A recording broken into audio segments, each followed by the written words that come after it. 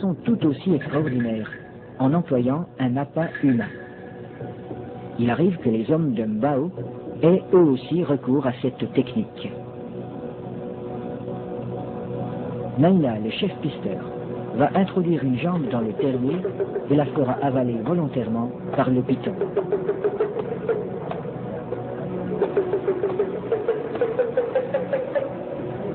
Il est indispensable de posséder le remède qui a été fourni par le sorcier.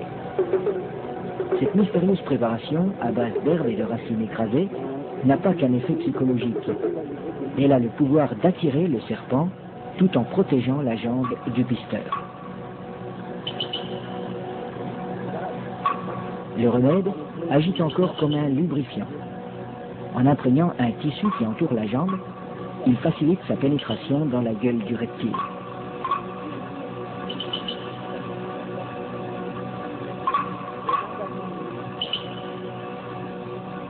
La jambe appât restera en principe intacte, car le python avale simplement cette proie qui vient à lui. À peine sera-t-elle attaquée superficiellement par les sucs digestifs.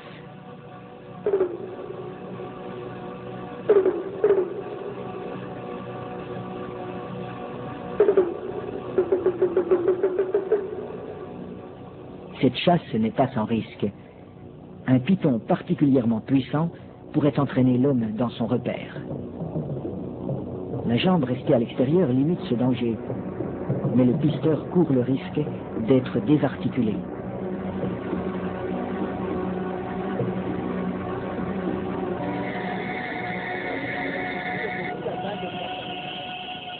Pour rendre l'attente moins pénible, mais aussi faciliter le glissement des corps de l'homme et de l'animal, on place des feuilles fraîches sous le pisteur.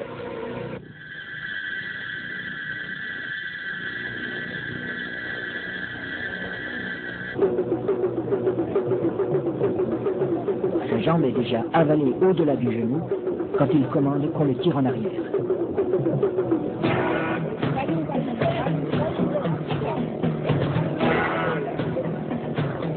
Refusant de laisser échapper sa proie, le python apparaît. Les aides tirent de façon irrégulière. Il secoue le python pour l'empêcher de trouver un point d'appui. Le pisteur relève son pied à angle droit pour serrer le serpent, à la manière d'un hameçon. L'animal se sent piégé, mais il ne peut plus lâcher la jambe. Le python est maintenu allongé. Il faut éviter qu'il ne s'enrôle. Cette position lui enlève une grande part de sa force. Pour dégager sa jambe, Naïna déchire la gueule du python au couteau.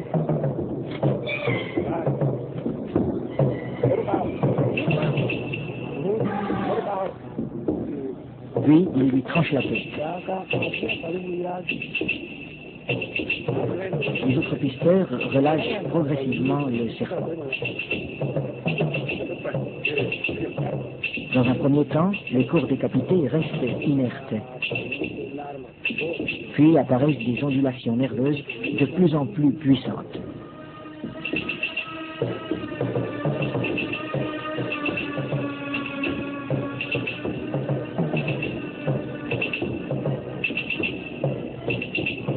Il bougera ainsi pendant près d'une heure, prenant presque des positions d'attaque, comme s'il cherchait toujours, au-delà de la mort, à menacer ses assaillants.